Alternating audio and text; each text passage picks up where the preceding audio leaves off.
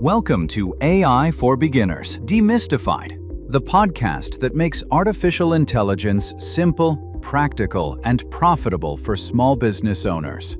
Each week, we turn complex AI concepts into real-world strategies you can use to grow your business. Hosted by the team at eInternet Marketing Services. This is AI for Beginners Demystified, where the future of business starts today. Let's get started. Welcome to AI for Beginners Demystified, the podcast that makes artificial intelligence simple, practical, and exciting. I'm Rick Samara. And I'm Paul Stober. Okay, let's unpack this. I want to start with a number that, it honestly stopped me in my tracks. Mm-hmm. I had to read it twice to make sure I wasn't, misinterpreting it. 71%. It is a significant number. It's the kind of statistic that really makes you sit up and pay attention. It's huge. So, according to a recent survey, 71% of business leaders said they would prefer a candidate with fewer years of experience if, and this is the massive if here, they possessed strong AI skills. Which really turns the traditional career ladder on its head, doesn't it? Completely. Think about how we've all been conditioned. We're used to thinking that seniority, the number of years you've put in, the time served. Right. That's the ultimate currency, right? Putting in your 10 years, you get the senior title. But this suggests that adaptability is rapidly becoming the new currency. A junior employee with the right certification might have more leverage than a senior manager who's stuck in 2019. That is the harsh reality. And that's exactly what we're diving into today, the whole world of AI certifications. Yeah. And before you tune out thinking, okay, well, I'm not a coder, I'm not a tech wizard. Stick with us because the sources we've pulled for this, reports from the Federal Reserve Bank of Atlanta, AWS surveys, compensation studies, and even excerpts from my book, AI for Beginners Demystified. They all paint a very different picture. Right. This isn't just for the developers in the basement. Far from it. The central theme here is that AI certifications, they're no longer these nice-to-have bonuses you stick at the bottom of a resume. New Year hobbies. Exactly. They're becoming the new professional baseline. So the mission for this podcast is pretty clear. We want to help you figure out how to go from being AI curious, which, let's be honest, is where most of us are right now, to having verified structured skills that actually future-proof your career. No matter what field you're in, marketing, HR, engineering, all of them. And we're going to look at why employers are demanding this, which certifications actually carry weight because there's a lot of snake oil out there. And my favorite part, let me guess, how to use them to negotiate for better pay. I love a good pay rate strategy. Yeah. But let's start with the problem, because right now it feels like everyone I know claims to know AI. Oh, yeah. My aunt claimed to know AI because she uses ChatGPT to write birthday cards. And that's exactly the issue. That's the playing around phase. Look, curiosity is great. We aren't knocking curiosity, but the sources are arguing that it's not enough anymore. Right. Employers are facing this massive credibility gap. They can't just take a candidate's word that they know how to use these tools, because what does that even mean? No, totally. There was this one detail in the reading that just blew my mind. The Galaxy suite of tools. Yes, the Galaxy suite. Yeah. A perfect illustration of the chaos. As of the writing of our sources, there were over 3,900 generative AI tools in that suite alone. 3,900. It's overwhelming. I told an employer, I know AI. What does that even mean in that context? It's like saying, I know the internet. Precisely. It's so easy to get sidetracked by the sheer volume of toys. You can spend all day playing with image generators and it feels like work, but that doesn't mean you have focused, applicable knowledge. It's the difference between playing a video game and knowing how to code one. Or maybe the difference between knowing how to drive a car and knowing how to be a mechanic. Employers need structured, measurable proof. They need to know that you understand the process, the ethics, the limitations of the tool you're using. There was a quote in the source material that really hit home for me and was a bit chilling, honestly. It said that walking into an interview without these skills sends a specific message. I'm not just behind. I'm invisible. That is a harsh way to put it, but it's accurate. Invisible. It means you're not even being considered for the opportunities that are driving the market forward. Wow.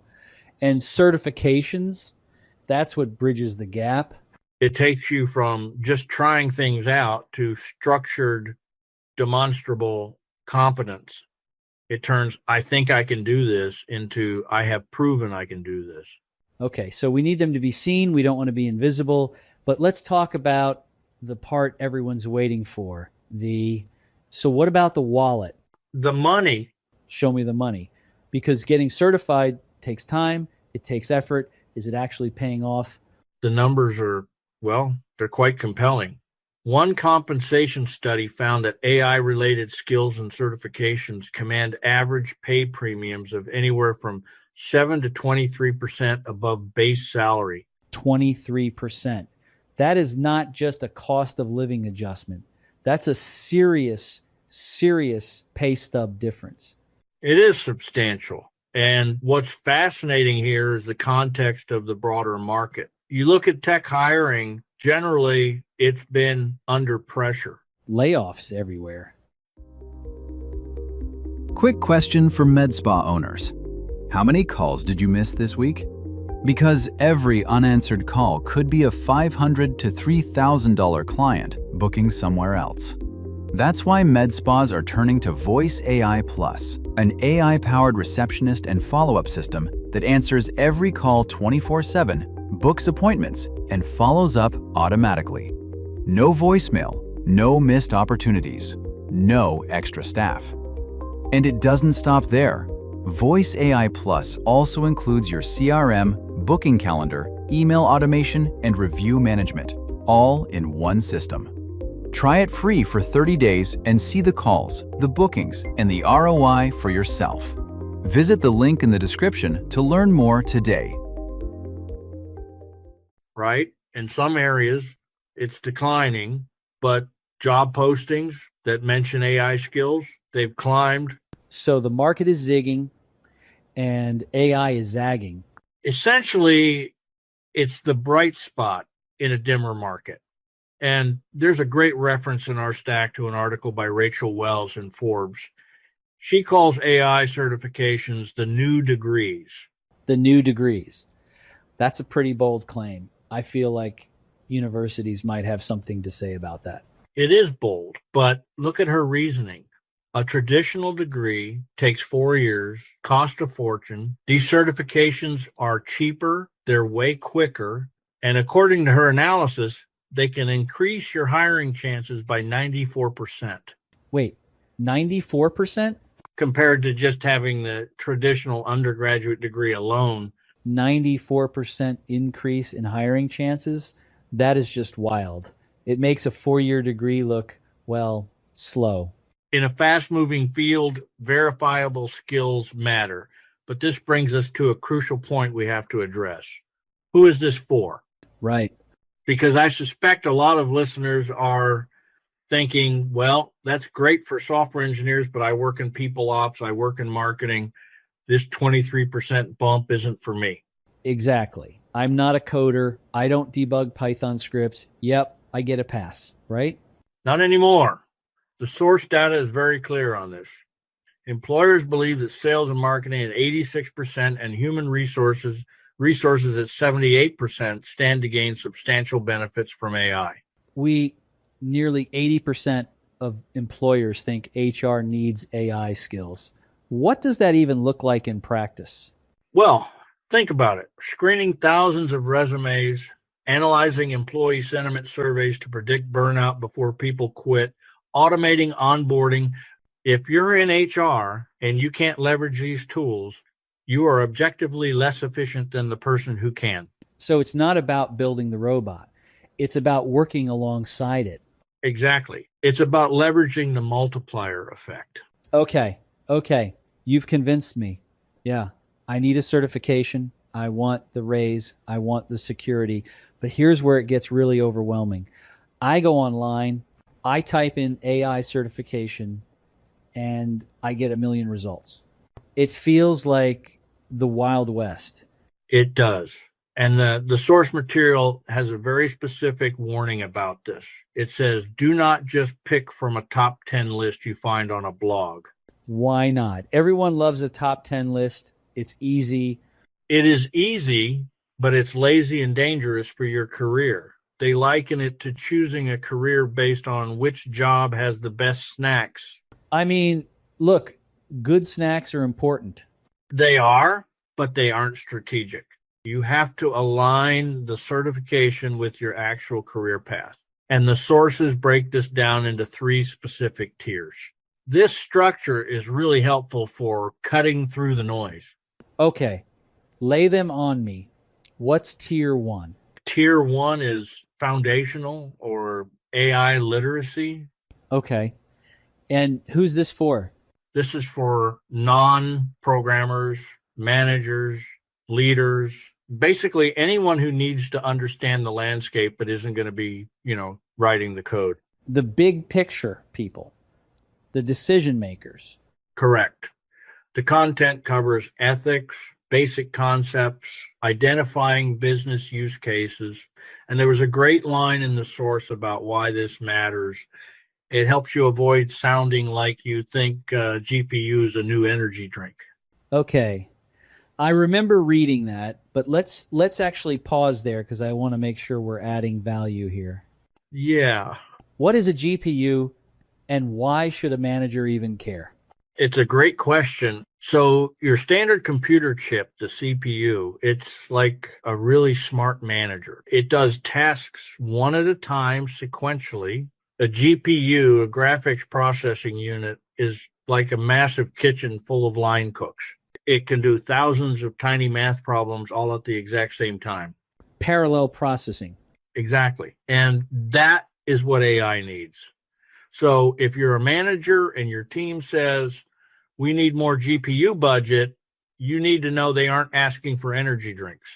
They're saying, our kitchen is too small to cook this meal. That makes so much sense. Okay, so tier 1 stops you from looking incompetent in meetings. It also clarifies concepts like machine learning versus deep learning, which are used interchangeably all the time incorrectly. Constantly. But tier 1 teaches you. Machine learning is the broad umbrella. Deep learning is a specific subset that uses neural networks.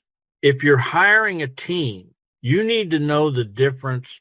Got it. Okay, that's the foundation. What's tier 2? Tier 2 is platform specific. These are for the doers. The doers. The people in tech and hybrid roles who are actually implementing these solutions. So we're talking about certifications from the major cloud providers. Microsoft certified, Azure AI Engineer, Associate, AWS, Google Cloud. So this is less about what AI is and more about how do I make it work on the system we already pay for? Precisely. And this is crucial because companies have favorites. If a massive corporation runs on Microsoft Azure, they don't just want a generic AI expert. They want someone who knows AI on Azure. Right? They want someone who speaks their specific dialect. It signals you can work within the ecosystems they've already invested millions in. It covers deployment, monitoring, security. It tells an employer, I can build the thing you bought without breaking it.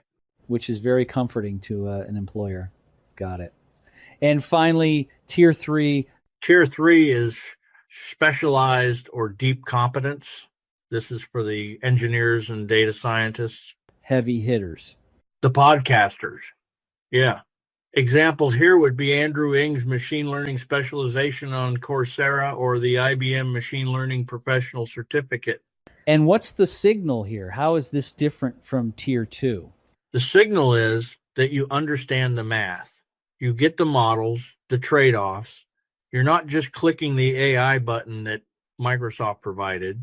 You know how the engine works. You can actually tweak the algorithm itself. So don't just pick the one with the coolest logo. Figure out if you're a literacy person, a platform person, or a deep competence person. Exactly. Start from your role and your target role. If you're a marketing manager, don't take a deep learning math course. You'll be frustrated and it won't help your career. Now I want to talk about a specific example from the sources because I love when people actually practice what they preach. There's an anecdote about the author of AI for Beginners, Demystified. Yes. This was a great proof of concept. The author didn't just write about it, they went out and did it. What did they take? They took 4 specific courses on Coursera to test the theory. One was on social media marketing, but the other 3 were focused on writing prompts, prompt engineering. Interesting. So they went deep on prompting. They did. And the key takeaway wasn't just what they took, but how they chose them. They looked for short, affordable courses aligned with their specific goals. They didn't break the bank. I think that's a huge mental block for people. We hear certification and we think back to grad school. We picture late nights, massive tuition bills, 2 years of our lives gone. But this is saying, no, you can do this in a few weeks if you're focused. It creates a low barrier to entry, but a high return on investment. It proves you have the discipline to learn new things quickly, which is arguably the most important skill right now. So let's say I've done it. I figured out I'm a tier 1 person. I took the course. I got the certificate. Now what? How do I actually use this to get that 23% raise? Right. Because I feel like there's a wrong way to do this. There is absolutely a wrong way, and it starts on LinkedIn. Okay. What's the mistake people make? The acronym DUMP. Guilty. I think I've done that. We all have. You don't just dump a bunch of acronyms in the certification section. No one knows what they mean, and it looks like you're just collecting badges. It doesn't tell a story. So what should I do instead? Connect the certificate to a concrete achievement. The source suggests a specific formulation that I really like. Use skills from certification to build a prototype-led scoring model that improved conversion by Y%. Oh, that is so much better. It turns it from a piece of paper into a story about value. It creates a narrative. I learned this, and then I used it to help the company. And I assume this applies to performance reviews too. Absolutely. If you want a promotion, you can't just say, I've been here 2 years. That's the old model. You say, I completed this certification, applied it to this project, and it resulted in this outcome. It signals that you aren't waiting to be told what to do. That is the key phrase from the source. It signals that the employee is not waiting to be dragged into the future, but is walking there on purpose. Walking there on purpose. I love that. It's about agency. You're not a victim of the changing market. You're an active participant. And that connects to this whole concept of future proofing. We hear this buzzword a lot, but let's break it down. Yeah. It doesn't mean my job is safe, because safe feels like a very strong word these days. It doesn't mean your specific role is frozen in time. It means your value is safe. The old saying is true. AI might not take your job, but someone who knows how to use AI better might. That is the scary part, but also the hopeful part, because I can become that someone. Exactly. The goal is to be on the right side of that equation. Employers want to know how fast you can learn what's coming next, not just what you already know. Knowledge has a half-life, especially in tech. Adaptability doesn't. So if I'm hearing you correctly, The certification is less about the specific facts you learn, though those are important, and more about proving that you have the learning muscle. It is about reputation management. It transforms you from a passive observer of the AI revolution into an active, verified participant. Which brings us back to the big picture. That 2028 number. Yes. By 2028, 92% of organizations intend to use AI-powered solutions. 92%. Yeah, that is basically everyone. If you aren't using it, you're effectively operating on a typewriter at that point. You are. The window to get ahead of this curve is open right now. If you wait until 2028, you're just playing catch up. You're reacting. If you start now, you're a leader. So the mission we started with, transitioning from AI curious to verified skills, it's really about survival and growth. It is. I want to leave our listener with something to chew on. We started with that step. 71% of leaders prefer skills over experience. A provocative statistic. It really is. It makes me think we were entering an era where seniority, it's no longer defined by time served. It's not about how many years you've sat in the chair. It's defined by adaptability. I agree. The resume of the future might look very, very different. The dates might matter a lot less than the capabilities. So here is the question for you listening right now. In 2 years, will your current resume look like a relic of the pre-AI era or a roadmap for the future? That is the question to ask. All right, before we wrap this up, let's zoom out. We covered a lot today, but it really started with one number that changes everything. Yeah, 71%. That's the percentage of business leaders who said they'd rather hire someone with fewer years of experience if that person has strong AI skills. Which basically flips the traditional career ladder upside down. Exactly. Seniority used to mean time served. Now it means adaptability, the ability to learn, prove skills, and keep up with change. And that's where AI certifications come in, not as resume fluff, but as credible proof that you can actually work with modern tools. Right? Because I use ChatGPT sometimes doesn't mean anything to employers anymore. There are thousands of AI tools out there. What they want is structured, verified competence. Which explains why certifications are becoming the new professional baseline, not just for engineers, but for marketing, HR, sales, leadership, everyone. And the payoff is real. The data shows AI certifications can lead to 7% to 23% pay premiums, even while the broader job market tightens. That's huge, especially when job postings that mention AI skills are growing while other tech roles slow down. But we also talked about the big mistake people make grabbing random certifications without a strategy. Yeah. Don't pick based on logos or top 10 blog lists. Pick based on who you are and where you're going. Which is why we broke certifications into 3 tiers. AI literacy for non-technical roles, platform certifications for doers, and deep technical certifications for builders. Different paths, same goal. Staying visible, relevant, and valuable.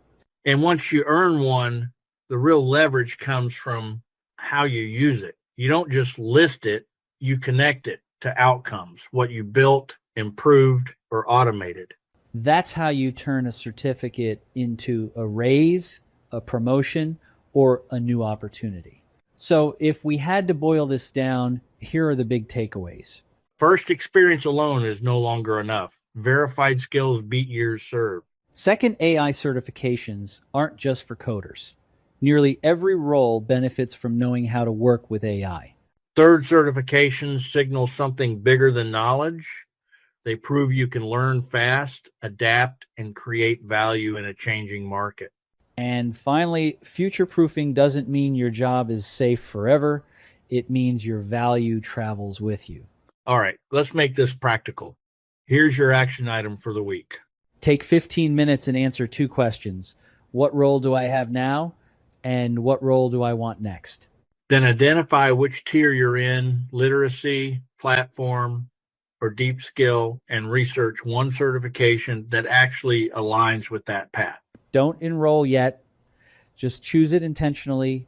Because the goal isn't collecting badges, it's moving from AI curious to AI verified. And remember, AI might not replace you, but someone who learns it faster absolutely can. So walk into the future on purpose. Thanks for listening. We'll catch you on the next episode. Thanks for listening to AI for Beginners Demystified, brought to you by Internet Marketing Services, helping small businesses harness the power of AI to work smarter and grow faster. If you found this episode helpful, don't forget to like this video, subscribe to our channel, and turn on notifications so you never miss a new episode. Be sure to check out the description below for valuable links and resources, including free tools, learning guides, and ways to start applying AI in your business today. And visit einternetmarketingservices.com to explore even more AI tools, tips, and resources. Until next time, keep learning, keep growing, and keep demystifying AI.